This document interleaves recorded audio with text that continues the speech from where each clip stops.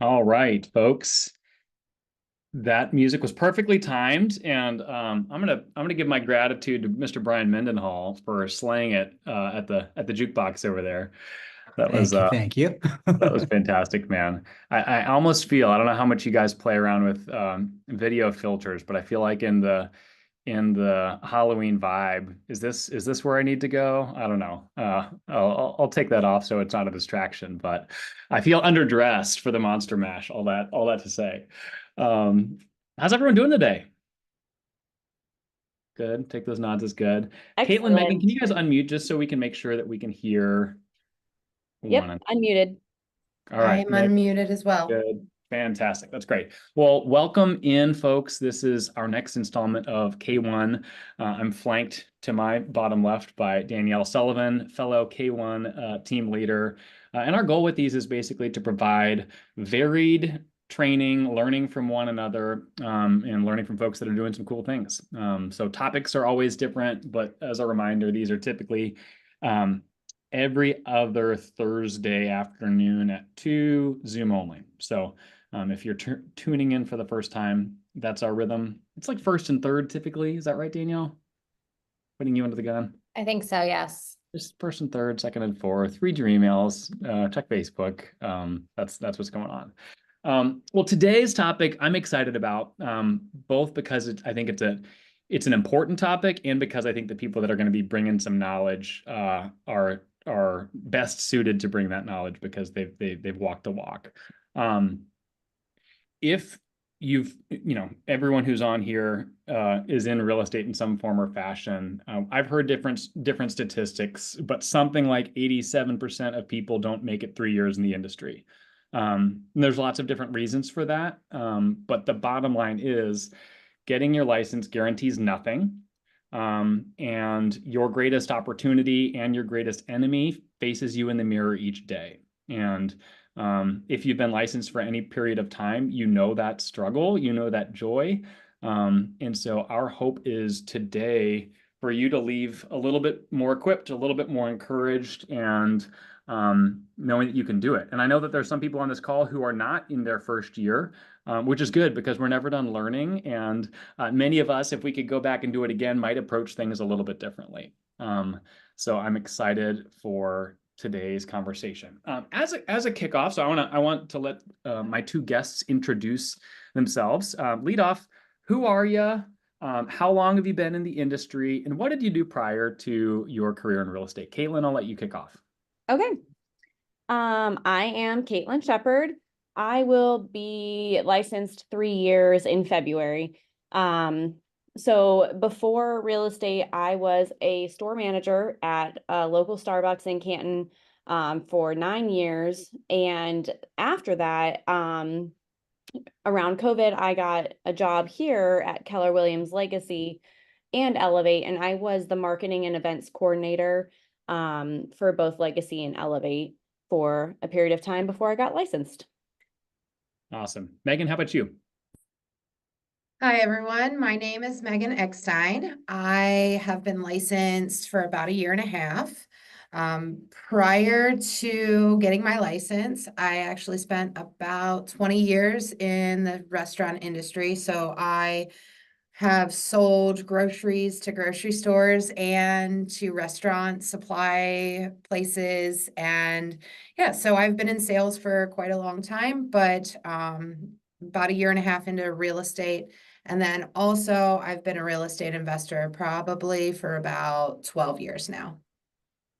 Awesome. And you may be saying, wait, Megan's been licensed for more than a year and Kaitlyn's been licensed for more than a year. Why are they on here? It's because they were Legacy's respective rookies of the year each of the last 2 years.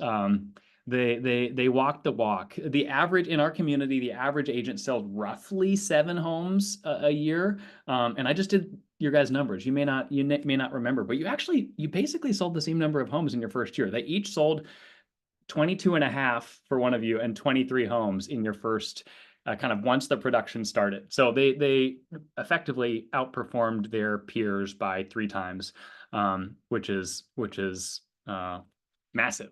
I'm going to start off with a question that's unscripted. oftentimes people say, hey, I'm new to this industry, and I don't feel as though my prior experience set me up for this. And I actually just came from a meeting with an agent who is newish to the industry, and his career was not in sales, or in real estate, and yet he's crushing it. And we talked about how the things that we're coming from equip us for the things that we're moving into. There's no wasted time. So I would love to put you on the spot with our first unscripted question of the day. Don't you love it? Kaitlyn, you can kick off again. What would you say from your experience at Starbucks, and or the market center, marketing and events coordinator role helped equip you to dive in faster than most for this career? I would say first off, knowing who you are, is something that is important going into that. So, I always think of like the DISC personality assessment. But I think when people are looking for a real estate agent, they want someone that they know, like, and trust. So I was slinging lattes for 9 years, basically. But I knew a lot of people in the community. And one of the things that was a goal at Starbucks was to always connect with your customers and connect with people, connect over coffee. And so it's really like the connection piece, and being able to just talk about anything. And if that leads to real estate or leads to what have you, I think being able to talk to people and connect to people and be someone that people can trust is a really important thing. So focusing on connection is a muscle that you'd done a lot of exercising. Megan, how Mhm. about you? So I think I agree with Kaitlyn, absolutely. Just connecting with people is such a great way to get into real estate, no matter what your prior experience was. And across all boards of all professions, you have to understand objection handling. And I think that that's something that you can transfer over into real estate, just because there's always a home inspection that you have to calm someone down in, or there's always, unrealistic expectations in a new home sale. So I think objection handling is something that you can transfer over no matter what the profession is. Mm-hmm. Yeah, and that's not a specific script. It's more of a posture and a Absolutely. mindset. I have practice in helping people work through their unanswered questions, which is effectively what objection handling is. So for those of you who are on the Zoom that aren't being interviewed right now, a question for you is, what might I be discounting from my past? What experience, what strengths did I bring in that I may be undervaluing when really there is a lot of value there. Megan, Kaitlyn, talk with me more as you think about prepping for the career before you were licensed. What did you do? Who did you talk with folks? Did you read? Like what enabled you to jump in and get after it faster than most? Because many people spend months kind of like just in learning mode. I don't want to get out there until I know everything or know as enough to feel comfortable. What did you do so that you were able to hit the ground running a little bit faster than most? You can rock, paper, scissors. I'm not always I'll go first. Okay. So, first off, don't get out there and, talk to people and say that you're in real estate until you quote unquote know everything, because I don't know everything at all. No one does. So you have to put yourself out there and say, hey, I'm working on my real estate license, or I'm doing these things, help support me. But before I got my license, I spent a lot of time researching top producers, whether it be with KW or a different brokerage, and really just looked at their social media plans and what was working and what was not working. When I went past a billboard that had a realtor sign on it, like, what stood out to me, what kind of hashtags or one-liners were they using, what shirts is everybody wearing, just as much information as I can get down and I always picked up cards or picked up flyers just to see what worked and what didn't work with other top producers. So I could make it work for me. That's great. Yeah, I would add on just a logistical thing about the classes themselves. I had a goal for myself for the classes.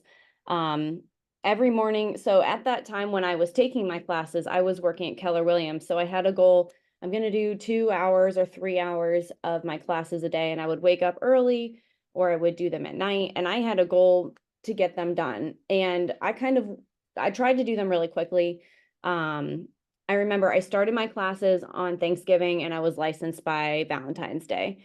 So part of it was like just start headstrong and start off. Some people take a really long time to do their classes, and sometimes I feel like the longer it takes, you lose motivation. So just a logistical piece, something that I did was like I made a goal. Okay, I have a week off of work. I'm gonna like get this book done out of the classes. My experience prior to being licensed was different because I was already exposed to the Keller Williams culture. So, and I was, my parents have a construction company. So I've seen what their lives look like, obviously, throughout my life. But I would attend the team meetings and I would hear the agents talking. And I was learning, even though I didn't realize I was learning, as I was in the team meetings and going to classes, meeting different agents. So similar to Megan, go out and meet as many agents that you can to get an idea of what does a day in the life of a real estate agent look like. And then one class that I specifically took, I think it was before I was licensed, was the DISC class. So that, Megan talked about objection handlers. It is a real thing when you're a real estate agent, and knowing your clients and other agents' personalities so you can get the best results. That was super helpful to take the DISC class and think about it from the lens of agents and clients in real estate. Yeah, that's really good. So takeaway is go get hired by your local market center. Kidding, but both of you said something similar. And if you have been licensed for 1 month or 5 years and you haven't adopted the practice of modeling, which is effectively what you guys talked about. Hey, who's out there doing more than I am that I can either learn from indirectly or learn from directly? That's how we learn. We don't learn from just sitting and waiting. The relational piece is big. All right, let's talk schedule. Let's talk time management. And I want to, obviously, everyone, the beauty of this career is that everyone is in a different stage of life. You might have children at home. You might have another career that you're balancing. You may, whatever. We all have variables there. So I'm less interested in how it has to be so much as what did it look like for you to prioritize real estate? How did you prioritize real estate? That's part A. And then part B is, when I say prioritize real estate, what did that mean for you? What were you making sure that you spent time on in a week in, week out capacity? Megan, can you kick off? Because your path as a dual career starter, I think would be interesting to many. Yeah, so my first year, I started April 1st and I worked both jobs until February. Had no intentions of leaving my full-time gig, but here we are. So time management with a dual career is absolutely necessary. And it worked out that I was still in sales. So I didn't have a place that I had to go and clock in and, not be on my phone during the day. I did have that opportunity.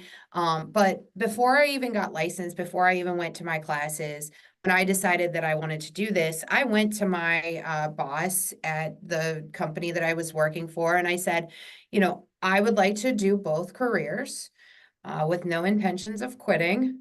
And what does this look like? Can you help me kind of time prioritize, you know, having both of these careers? And also, I wanted to be upfront and honest with him, because if my face was on a for sale sign and he drove past it, there would be questions. So I wanted to be upfront and honest and say, hey, I'd like your support, and how can I make this work? So that's what I did first. And having a dual career is not easy by any means. It is all about planning and having a list and prioritizing what makes sense at that time and at that day. So on a weekly basis, I time blocked for sure what my priorities were for each job at the time. I synced both of my calendars, so I had one calendar to work off of. I knew, I had to shorten my day this day because I was going to start showing houses at 4 o'clock, or I could prioritize my time at the food company and get a little bit extra done that day. So it really motivated me, just because, you know, um, I just was moving all the time, but it was definitely not for the weak. I think. Oh, and then also I started my day earlier than most, just to make sure that I had all of my items in my car for the day. I had all of the things that I needed to be successful, where I wasn't, in Akron and I needed to be in Carrollton and I didn't have what I needed. So, really organization. I had a, um, mentor at one point tell me, if you're overwhelmed, then you're not organized. And Mhm. that will happen when you have a dual career many times. But I would take Saturdays and say, okay, I'm not organized. What do I need to organize myself so I'm not overwhelmed anymore? So That's really good, really challenging as a non-organized person. I think all too often, yeah, Kaitlyn can laugh extra hard because you've worked extra close with me. Um, uh, I think many of us we just take overwhelm as just a state of being. And let's be real, there are times where everything is happening and someone's sick and there's curveballs and there's, we can't always control everything. But if you're finding that overwhelm is kind of your resting state, what you're telling me, Megan, is that's a structural problem more than it is an emotional problem. absolutely. If there was a day that I knew I was going to leave my house at 7 a.m. and I was not going to get home until 9 p.m., because there was many days like that.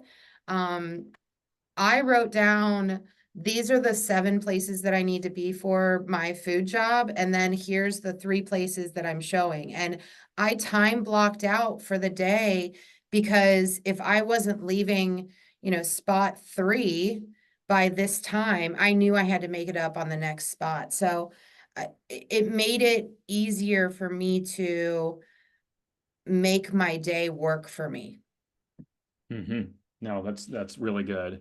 Yeah. Kudos also, I think, going through the front door, so to speak, with your other career, saying like, "Hey, I want to be upfront about this." A, like that builds trust, and B, it just makes it easier to take the call or to send the text or say, "Hey, I'm going to go do this thing." Like you've plowed ahead rather than reacted to it. So And kudos.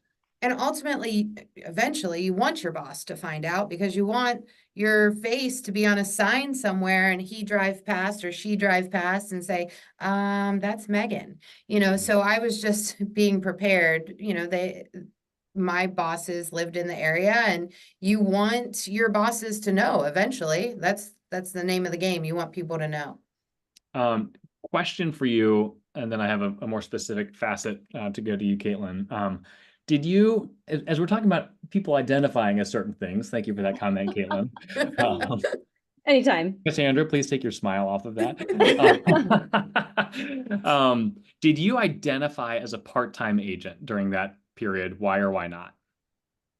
I identified as a part-time agent. I probably put 30 plus hours in a week. But I think I sold it to my boss as this is just going to be part-time. Sure. My children are a little bit older, so I had the flexibility of like they can make their own dinner. So, so it worked out that I could, utilize more time than maybe some, but I did identify as a part-time agent, but I, I don't think there is such thing as a part-time agent that puts, Well, you know, I would say, yeah, part-time is a state of mind. mhm. And I would say 30 hours a week for you as a quote part-time agent is more than many of our self-identifying full-time agents work. And so I encourage folks, not that there's a right or wrong, but I encourage you, particularly as you think about handling the objections of those around you, like, hey, I like you, I do, but I want to have an agent that I know is committed to me, and you're part-time, so that's probably not you. I like dual career as a term. Just it shows like, hey, I'm all in, and there are certain things that I need to account for in my schedule, and let's set expectations as it relates to timing, which you did. Kaitlyn, take us deeper on um, what you focused on when you say, "Hey, I'm doing real estate." Obviously, we talk about showings, but like, what were the things that you had to get done in a week or in a day in order to feel like you were winning? Yeah. I will second what Megan said about calendaring and time blocking. Um, if it's not on your calendar, it doesn't exist. And that is a skill that if you have that skill and if you already have that skill, that's great. But it is something that you'll probably have to learn in order to be successful. I'll get to what I would do in a week, but I remember talking to an agent, actually Eric Henry, and shadowing him on I shadowed him on some inspections and some showings, and he had his clipboard and he had, all right, here are the 4 houses we're going to see at this time. I wrote the lockbox number and he had things highlighted that were important for the showing. And I just remember like, I'm going to do that. And I still do that to this day because how many times do you walk up to the front door to get the lockbox and showing time isn't working? But if you would have looked and wrote it on there beforehand, you wouldn't have that problem because I've also had that problem where it's like, oh, give me a second, I can't get you in the door. But anyways, so Yeah, great tip. in those like first few months and weeks of being licensed, something that I focused on, it's not all about, of course, every agent wants to schedule appointments, showings, listing appointments, but that's kind of like an end goal. Well, the end goal is obviously closing, but that's the first step to making money. But there's so many other little things that come before actually scheduling the appointment. So I'm the type of person that when I get home or when I go to bed, I need to know that I accomplished something on my to-do list. So I made a to-do list every day, and a lot of it for me was tracking. So I was tracking because I was trying to build my database. So the first thing that I would track is how many people did I reach out to? And I would just write their name. In coaching, there was something that we did where there's 100 names and you reach out to 100 people. And then did they respond? I would track that because to me, that's a win. Okay, maybe they saw my message and ignored it, but this person actually responded. So then I would track how many people responded. I would track if I got their contact information. And if I did, that went directly into my database in Command. Um, and then I would also track who did I get set up on an MLS home search this week? And did they look, you can see if they looked at it. So did I get them set up on a search? How many people did I get pre-approved or they started their application? And then finally appointments. So all those little things led up to okay, I went on a listing appointment or I went on an appointment. And those little things do matter because, that's how you get to making an appointment. It's like funneling, putting them through the funnel essentially. So That's so good. And I think, you know, we talk about there's a difference between being busy and being effective, and that's exactly what you're talking about here. And you were all in full time when you were with real estate, so it's not as though you were necessarily juggling it, but like the difference between those who succeed and those who don't, in so many ways, is because those who succeed are hyper focused on the things that make a difference. And we all know, the person that spends forever researching something but never gets started on the thing, and the analysis paralysis. And you were learning based, and you had the advantage of being around KW for a time before getting started. But making it gamified. And so often when I talk with agents, hey, how's it going? How's real estate? Our default is to say like, well, I've got a closing coming up and I've got to buy, like we talk about like the bottom of the funnel sorts of things, which is logical. But to say like, hey, I've 18 days in a row of hitting my contacts goal or whatever, like moving up the funnel on controllable activities is such, I mean, I'd call it a hack, but it's just wisdom. So I love that. I want to jump down to further in some of the things we were going to talk about. You mentioned Eric Henry, and in our prep conversation, Megan, you talked about the value of having an extra person. So many new agents are either in coaching or on a team, and both of those paths have lots of value to them. And I'm going to argue, and I think Megan and Kaitlyn will support this, that there's value in having what's called an extra person. So Megan, I'm going to let you lead with that concept. What does that mean? And Kaitlyn, feel free to jump in as you'd like to. Yeah, so I I had Olivia Christie. She's an agent with Keller Williams. She's actually my cousin. And I already asked her if I could mention her, and she said that was fine. And so I went through Gina's training, and Gina is great, and there's some valuable tools there. But to have someone that you can call at 8 o'clock at night and be like, today was the worst, or oh my gosh, someone called me back, is huge, or oh my gosh, I don't know what I'm doing, or just that person that you can bounce ideas off of, or you can bounce frustrations off of, or wins, how big or small they are. I wouldn't have been as successful if it wasn't for having someone to talk through everything.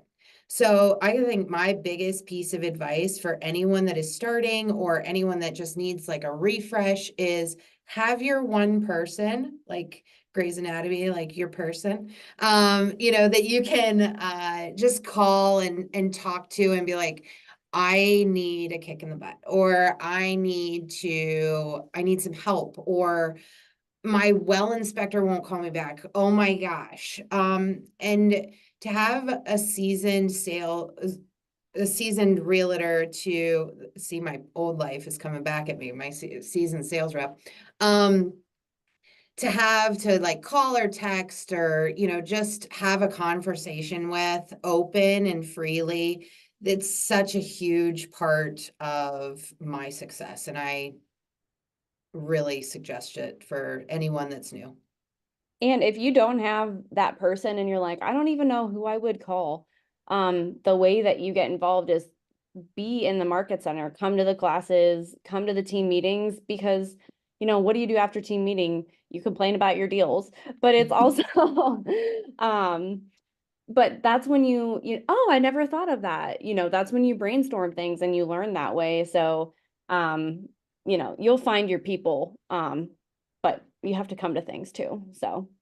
Absolutely. I think what we're describing is not a failure on whatever team you're on or in coaching. Like those things are often more group oriented, and the value of having someone that either can be a sounding board or can be an opportunity for reps. Like Kaitlyn, you mentioned Eric is like, no, we did showings together. Like the coaching program is not typically the place where you're getting a bunch of showings, but coming to the market center, meeting someone that's doing more business than you are, is added to it.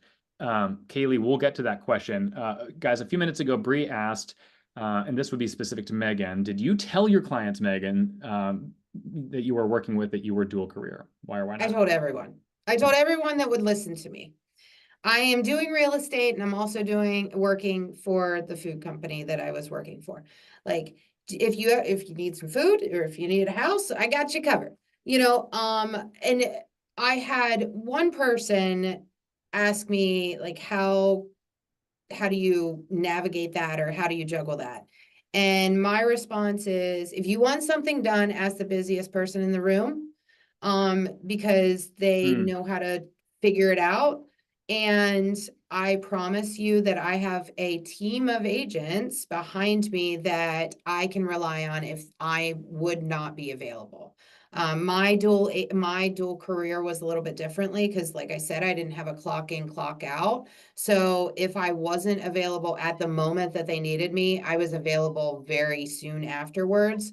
But I was in Gina's training, and that's a team of agents that are available that you can rely on if you need help with something, for showings or your team or, your extra person or whomever that may be. I always said, like, I have a team of agents with Keller Williams Legacy Group that just stand beside me and behind me, and they help as well. Mm-hmm.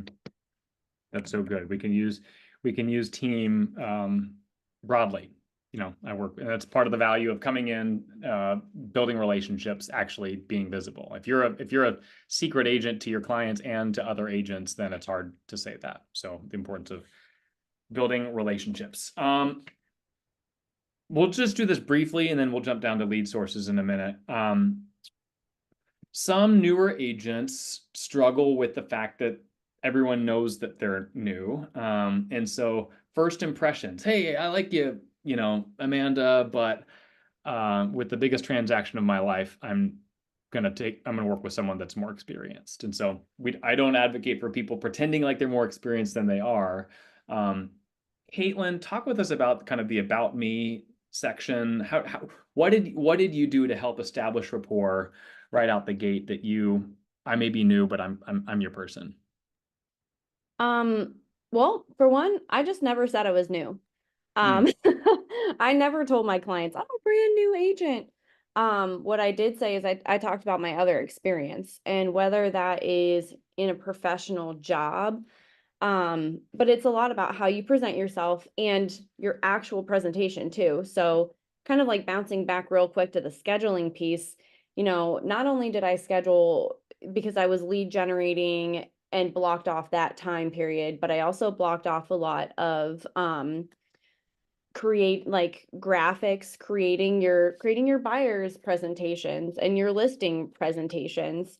If you don't have about KW, um and in my about me section, I say nearly 10 years experience in management, lifelong Stark County resident. So if you are active in the community, you can talk about the community if that is, you know if you're geographically trying to reach a certain area, and then background in family business of custom home construction. So you don't necessarily have to talk about, I've done X number of deals. This is what I made last year. You don't have to say that. But coming prepared to your appointments, there are seasoned agents that, they just come and unlock the door. So you want to appear like you are putting in an effort. And anyone can make a package, even if you're not skilled at that. There's things that you can download through command, breakthrough broker, those type of things. So coming prepared, coming with your folder, explaining the consumer guide, that is where people start to, oh, she does know what she's talking about. Even if you're just explaining the consumer guide, they're going to start to trust you. And I think Megan and I were talking before this. I've had very few people ask me, well, how long have you been licensed? And I tell, I don't lie. I would definitely tell people how long I've been licensed. If they ask, but if they don't ask, I did not offer that information up in the first place. Well, Same. and we know that. Oh, sorry. Same. I've only had one person ask me how long I was licensed. And I think at the time I had been licensed like a month. And I was like, pretty new, but I can do, I know all the things. I know all the things. So, Yeah, you also um, don't have to say this many days and this many months. Like I recently was licensed. You don't have to Well, say. and we know yeah. pretty quick that you both have good responses, or you could have really good responses now, even if someone said like, how long, how experienced are you? Most vocations measure experience in years. I measure experience in transactions. And I can meet an agent. Actually, one of my very first deals was with an agent who'd been licensed for 19 years. I remember her telling me this, and she was incompetent. Like there were some very basic things that she did not understand. And I looked up her production. I'm like, oh, well, she's been doing 1 to 2 transactions a year for 19 years, which is fine. That can be her idea of a rich life, but that doesn't mean that she knows much, because I was basically as productive as she was at that point. Um, so that's, the more you sell, the more experienced you become, and you can fast track and move past that question. Staying on this topic for a second further, upon being newly licensed, um, and I was actually just talking with another agent who happens to be on the Zoom. Some people go from like, hey, I'm not on social media that much, to now I feel like I need to be on social media a bunch. How did you go about kind of announcing yourself or gaining visibility when it may not have been something that you were doing all that much prior to that? Well, I started first by making a Facebook business page, which is different than your personal page. Um, and I would say I was probably one of those creepy like Facebook scrollers where I would just like look at things but never post anything before getting You're so licensed. creepy, But Caitlin. Anyone I who ever know, knows I you creepy. know. But then I did turn creepy and I started friending everyone. I started just friending everyone in the community. I went because that was part of my strategy. I'm going to go to the Louisville community page and I'm going to friend people until I get told not to on Yeah. Facebook. Um, but yeah, it was definitely a shift to think about that, but you also have to think I'm adding value. If I post things that are adding value to people's lives that are either entertaining or educational, um, people will read your things if you're posting a market update. Now, if you do it 7 times a day, people will just keep scrolling. So, part of the scheduling, I had a plan for social media and posting 2 to 3 times a week. Some of it was just funny. And if you're like, I don't know what to post, there's definitely resources for that too. But when I was even when I was shadowing agents, I would post going to a showing in my first month, you know, people don't know it's not your client. If you're, there's some good that can come of that because you're just getting the awareness out that I am a real estate agent, I am licensed, and I am doing the thing.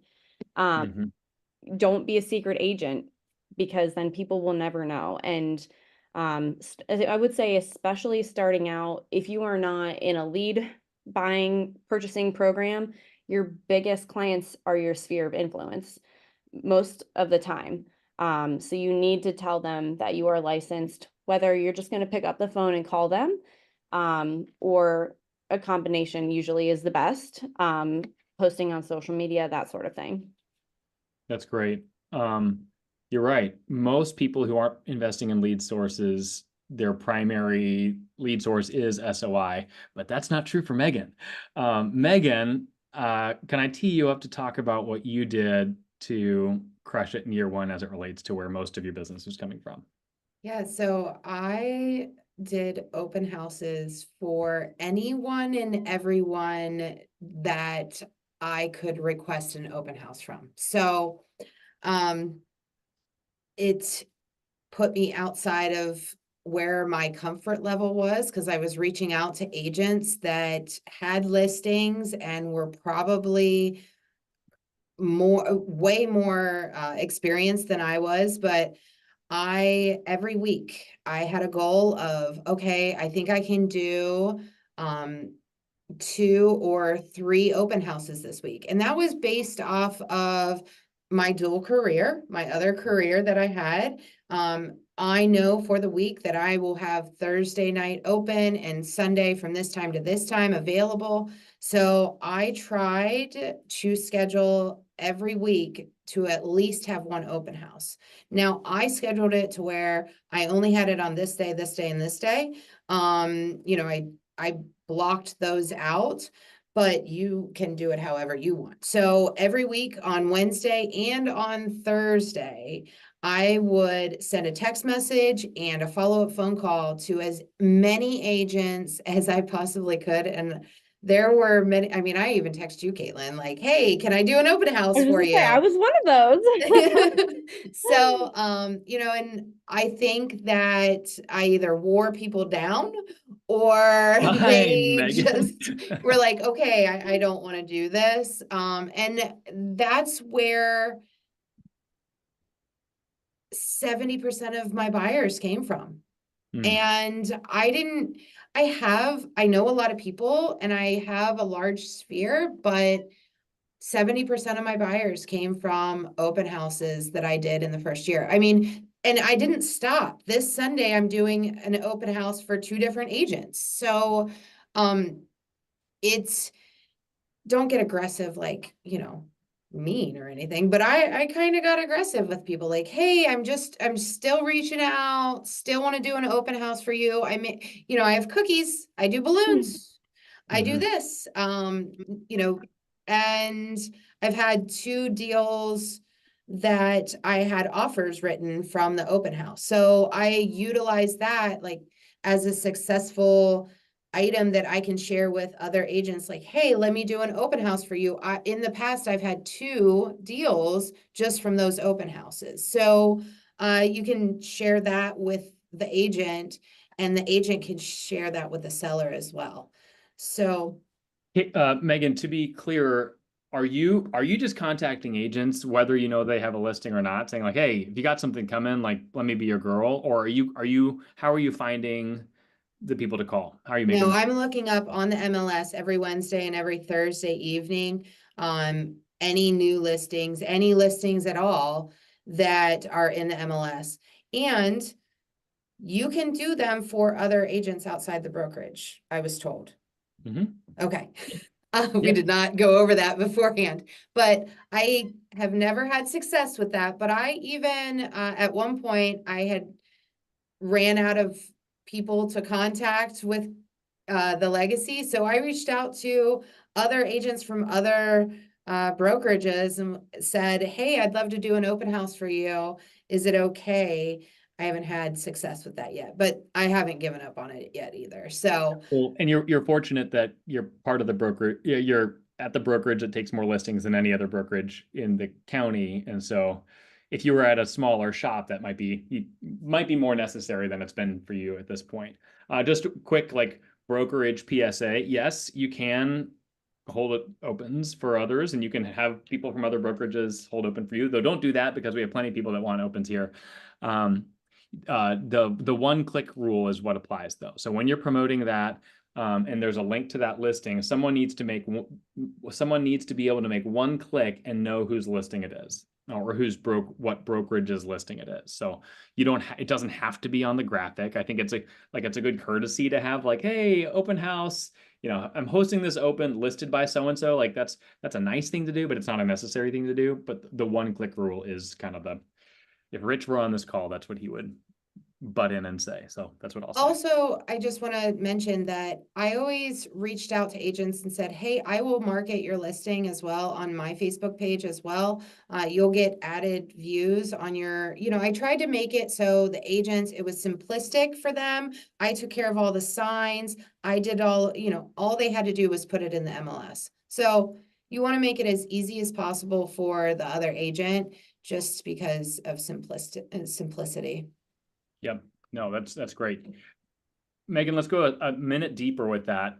A naysayer might be like, yeah, I've hosted 6 opens and I have not gotten that many buyers. What did you do differently, or just what did you do at open houses that you think helped to convert window shoppers into clients? Yeah, I've done 10 open houses where no one showed up, or I've done many open houses that no one showed up. So it's a numbers game in a lot It's of a ways. numbers game. Yeah. And how many, it takes one open house to get one buyer for all of a sudden you have a $5,000 commission. And those other 4 open houses that you didn't get a person at made it all worth it. At the end of the day, it's 1 hour. And if you have little kids, it's 1 hour away, you know, just in quietness. I'm just kidding. But it's takes something to do if you don't have anyone, but I used it as practice to interact with people. I always ask people when they are walking through, like if they're like, oh, I'm just the neighbor, I just wanted to see what it looked like. Okay, well, at the end, what do you like about the house? What do you not like about the house? Are you interested in moving? Do you know someone that's interested in buying or selling? You know, you can use it as practice, no matter if you get a buyer or seller out of it. So Yeah. you can't chalk it up to a loss if you didn't get a sale out of the first open house that you did. I remember I did 5 open houses before I got a buyer. It was so depressing, but I was not going to give up. And it only takes one, and then it makes all the others worth it.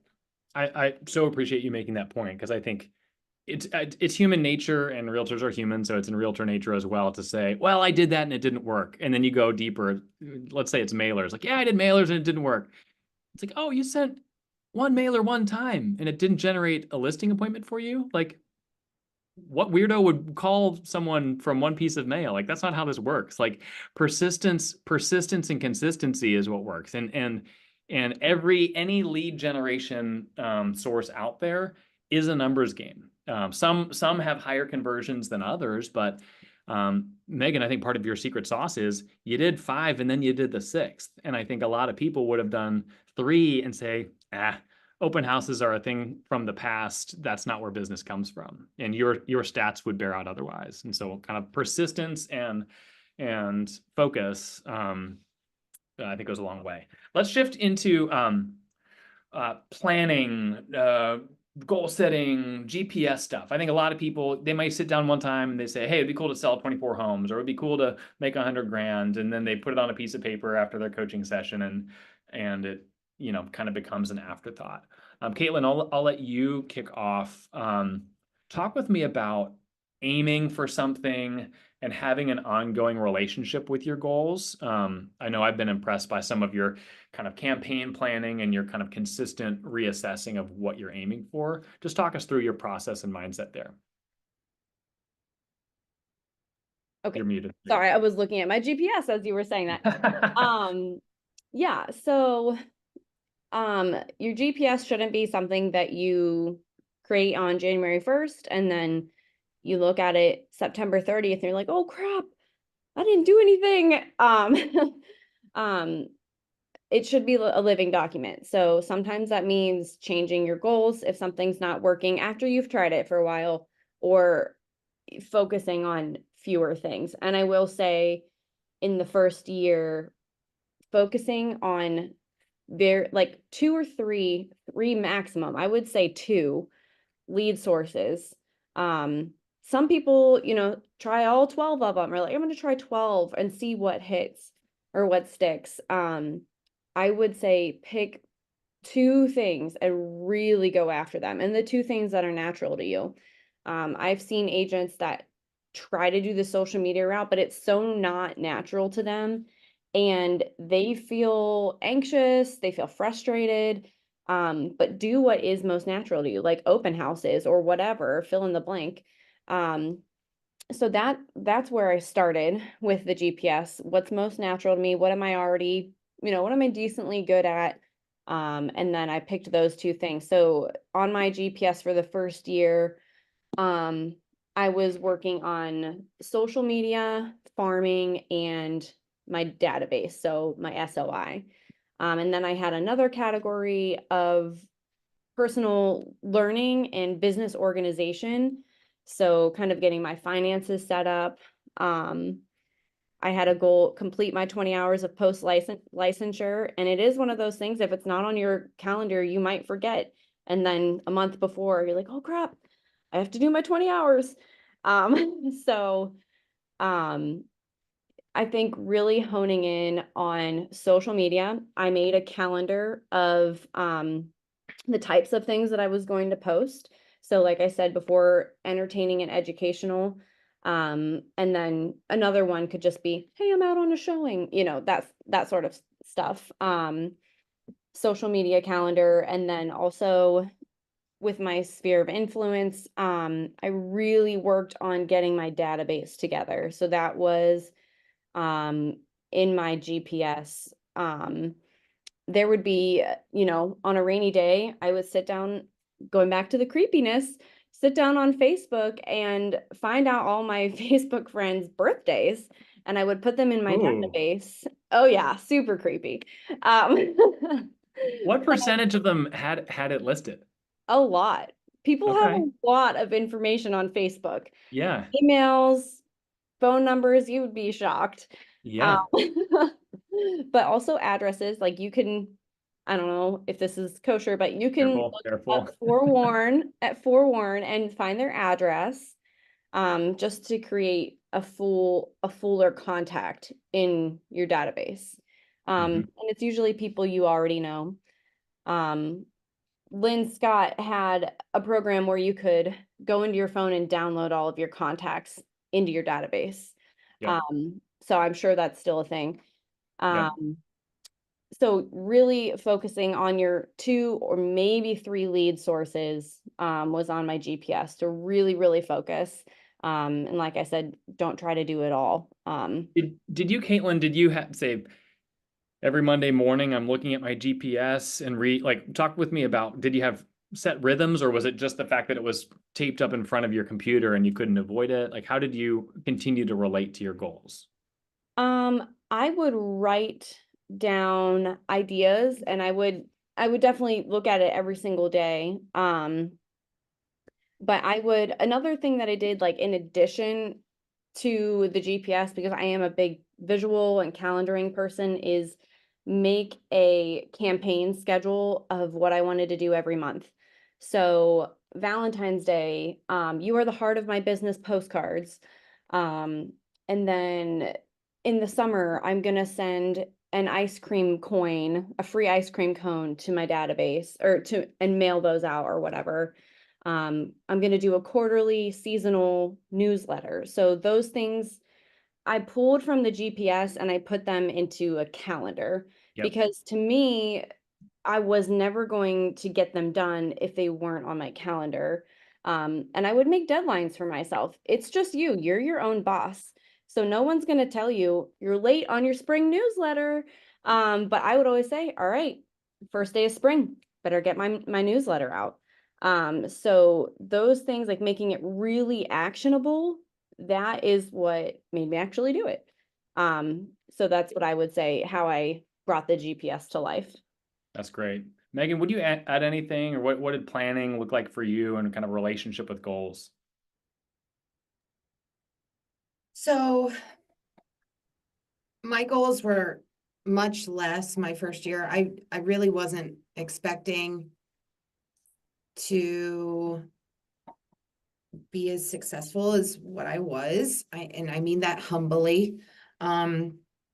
I really focused on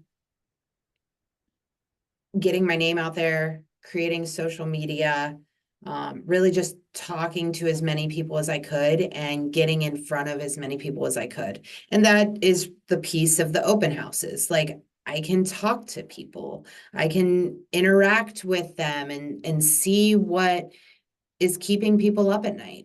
That's what I did before, and that's the sales that I was in before. And I would walk into clients, at my previous job and say, what's keeping you up at night? And, there's a lot of people that need a house yesterday or tomorrow, or so my focus was just to interact with as many people as I possibly could, so I could get a better understanding of just the real estate world in general. whether it be realtors or clients or lenders or home inspectors or anything. I mean, this is a relationship career, hands down. So that was really my focus. I didn't base my success off of the amount of money that I made or the amount of deals that I did. It was more of how can I reach out to these people? How did I sent mailers, I did Facebook posts, I figured out how to open an Instagram account. I did all of those things that I thought were successful. And if you do those things and if you create that content and if you connect with people, the money will come. Yeah, that's so good. Kaitlyn said something a minute ago that I want to camp on, and then I would love for you guys to interact with Kaylee's question from several minutes ago. So Kaitlyn, you said basically do the things that you're going to do. Do the things that are going to come a little bit more naturally to you. And that actually ties to a conversation I had with Jimmy earlier today, where a lot of us have, we get should on, I'll say, or oh, I should do this. I should door knock, right? Because that's something that salespeople do. And my answer is you should do the lead generating thing that you're most likely to be doing again a month from now and a month after that and a month after that. And some of us just know, hey, I know that cold calling works for some, but I'm going to feel like I'm shriveling up and dying every time I do it. I'm like, well, you shouldn't do it. You shouldn't do it because people are going to feel that on the other side of the phone. That said, that's not an excuse to keep you from growing. And none of us are fully polished at anything. So I'm going to encourage you to consider something that I'm going to call the 60-40 rule, where in any given task or project, if 60% of it, I'm like basically good at, and it feels like it comes naturally, and this feels okay, acknowledging that I still have things to learn and I'm going to have boneheaded moments. That means it's worth pursuing. So like, yeah, social media, I'm not like a pro, I'm not an influencer, but like, I feel like I can wrap my mind around that and I could systematize that. Cool. Like that's probably in the 60-40 plus range. Whereas I'll just pick on cold calling again. It's like, if I feel like I'm just dying every time I talk with a stranger who doesn't want me to talk with them, and it is certainly not 60% enjoyable, then move on and let the other agents do that and don't feel terrible about that. That's just my hobby horse for a second. All right, Kaylee asked several minutes ago, what is your biggest advice for your first year? I'm dying to no longer be dual career and 8 months in with only 2 closings. I dedicate most of my week to real estate and lead hunting, but I feel like I am missing something. Megan and Kaitlyn, what would your biggest piece of advice be? My biggest piece of advice would be make sure everyone knows you're a real estate agent. And that for me was because a big lead source for me was my sphere of influence. So my other piece of advice would be pick that one thing and just go at it. If it's open houses, like that's what Megan did, and she went at it and she didn't stop. Or social media, whatever it is, calling for sale by owners, making sure everyone knows you're a real estate agent, and making sure like you're a real estate agent. Like I'm a full-time agent, and like I agree with Mark, I would never say I'm a part-time agent. I'm a full-time agent. I do real estate, and as you start to do those things and you pick that one thing and you start to become successful a little bit more every month, you'll get more confidence in other categories. So like I don't call a lot of FSBOs. But in my first year, I had a closing from converting a FSBO to my listing. So, you need to push yourself outside of your comfort zone. But when you're first starting, go for your one thing and make sure everyone knows you're an agent. Megan, what would you say? I agree with Kaitlyn. I think picking something that you're good at, whether it be door knocking or cold calling. I am not good at door knocking. I did it one time and it kind of freaked me out, so I'm not doing it again. Yes, just Yeah, done with that. So find the thing that you're good at or you feel comfortable with or you have confidence in. Whatever that may be. And And then make goals around it too. yes, absolutely. And then also take the last couple months and say, okay, what have I done in real estate? What has not worked and what has worked? And if it has not worked, how many times have you done it? Because if you've done it 2 or 3 times, that's not enough information to gather to make, whether that this was a right or wrong decision to do that item. And then whatever you have done that has been successful, you've had 2 closings. How did you get those closings? Was it family? Then go to more family events. Go to call everyone in your family and say, hey, do you know someone that is listing a property or thinking about selling? Can I call them? Or if it's friends, say, hey, I have more friends. I know that you have more friends. Let's talk. One of the things that I am going to do for 2025 is I did sip and chats. So I kind of smashed my 2 careers together, and I did sip and chats at restaurants that I knew, and I knew the owner, and I said, hey, can I sit down? Like, let's put a flyer in your lobby that says, I'm going to do this from 5 to 7 on a Thursday or Tuesday or whatever. And then anytime that a server would have their table come over and talk to me about real estate or lending or whatever, then I would tip that server. So I would buy the person a drink, and I now I lost all train of thought. And so it worked out. I mean, I've only done a few of them, but that's one of my goals for 2025, because they were fun. And I got to sit there and have a beer or a glass of wine with somebody and just talk about real estate. I mean, did it ever come out of anything? Like I said, I've only done 2. So I got to connect with people. Nothing really happened out of it, but I don't think that I gave it a fair shot either. So there's lots of things that I did in the first year. I didn't focus on one thing other than the open houses, and I should have taken Kaitlyn's advice and focused on the one thing that was really, really made me successful. So that's my advice. Well, your sip and chat is basically an open house just in a restaurant. I know. You rope your It was a lender lot of into doing fun. that. Pull in your lender, pull in American Title, like Yeah. get people. Yeah, I it was love a it. lot of fun. I plan on doing more. It was That's just, awesome. timing and everything else. And then the last thing is get a person. Get someone that you can be like, oh my gosh, guess what just happened? Or whatever that may be. Like, hands down, you gotta have a person. Yep.